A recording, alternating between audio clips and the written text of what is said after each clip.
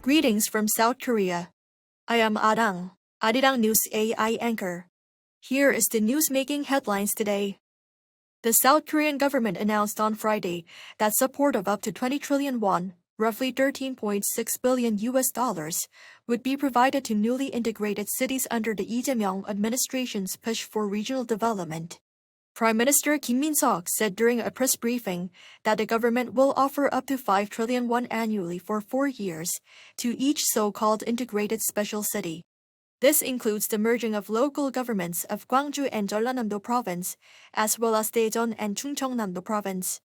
The government said the newly integrated cities would also be given incentives and autonomy and responsibility at a level equivalent to Seoul metropolitan government.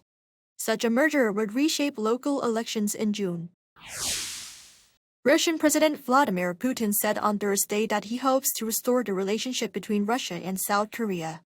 According to Russian media outlet RIA Novosti, his remarks came amid a credentials presenting ceremony at the Kremlin, with new ambassadors to Moscow.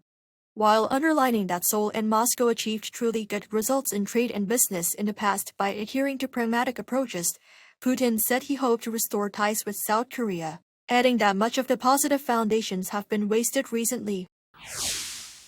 The United States and Taiwan have signed a major trade and investment agreement that reshapes economic ties between the two sides, giving special treatment to Taiwanese semiconductor firms that invest in the U.S.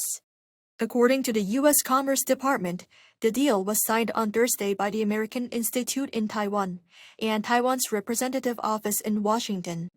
Under the deal, Washington will reduce its country-specific tariff on Taiwanese goods to 15%, down from the previous 20%, matching the rate applied to imports from South Korea and Japan. In exchange, Taiwanese technology and semiconductor companies have committed to making at least $250 billion in new direct investments in the U.S. These investments will go toward building and expanding advanced semiconductor manufacturing, energy projects, and artificial intelligence production and research facilities. The UN Security Council convened an emergency session on Iran on Thursday local time requested by the U.S.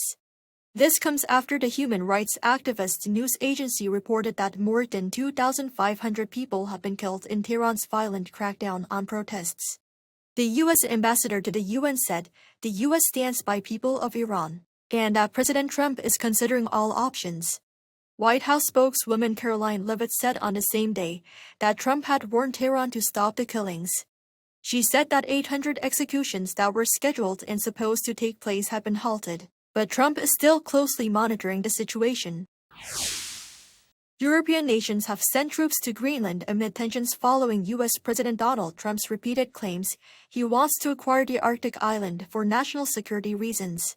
Military personnel from several European nations arrived in Greenland on Thursday to support Denmark, following talks in Washington that revealed deep disagreement between the United States, Denmark, and Greenland over the island's future. Denmark and Greenland rejected U.S. takeover ambitions, saying Greenland is not for sale and does not want to become part of the United States. European officials said the deployments signal unity among NATO allies and aim to reinforce Arctic security amid rising strategic interest from global powers. The White House said on the same day that the measure would not affect U.S. decision-making, nor the goal of acquiring Greenland. High-level diplomatic talks on the matter are expected to continue in the coming weeks. That is all from me today. Thank you for watching.